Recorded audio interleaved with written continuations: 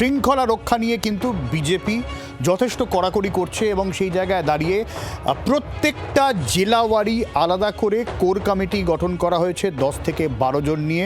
Strictly বলে দেওয়া হয়েছে আগামী 3 মাস বিজেপিতে কোনো যোগদান নয়, নতুন যোগদান নয়, এবং অশান্তি করলে জিরো টলারেন্স নীতি নেওয়া হয়েছে। আর কি সিদ্ধান্ত নেওয়া হয়েছে, মৌমিতা রয়েছেন আমাদের সঙ্গে, মৌমিতা জানাবে। মৌমিতা,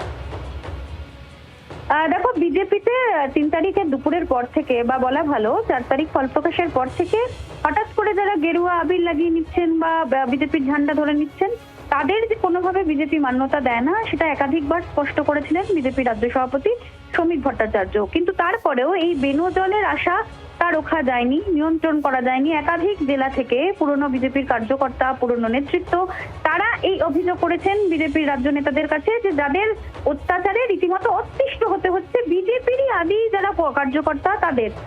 পাশাপাশি অটো এবং টোটো থেকে তোলাবাজির খবর এসেছে।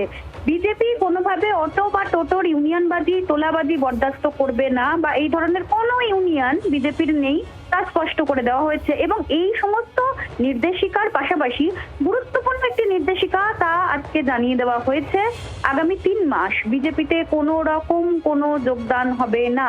আবারও বলছি, আগামী 3 মাস বিজেপিতে কোনো রকম কোনো যোগদান হবে না। শ্রমিক ভট্টাচার্য যেটা জানিয়েছিলেন সেই বক্তব্যেই শিলমোহর দিয়েছেন সুনীল বানসালরা, এবং স্পষ্ট করে দেওয়া হয়েছে প্রতিটা জেলায় 10 থেকে 12 জনের একটি কমিটি তৈরি করা হবে, যারা হঠাৎ করে যারা বিজেপির নাম করে এলাকায় অশান্তি করছেন তাদের মনিটর করবেন, এবং প্রশাসন এক্ষেত্রে জিরো টলারেন্স নীতি নেবেন, সঙ্গে সঙ্গে অ্যাকশন, এবং দলেরও যদি কেউ কোনোভাবে জড়িত থাকেন তবে তৎক্ষণাৎ তাকে বরখাস্ত করা হবে।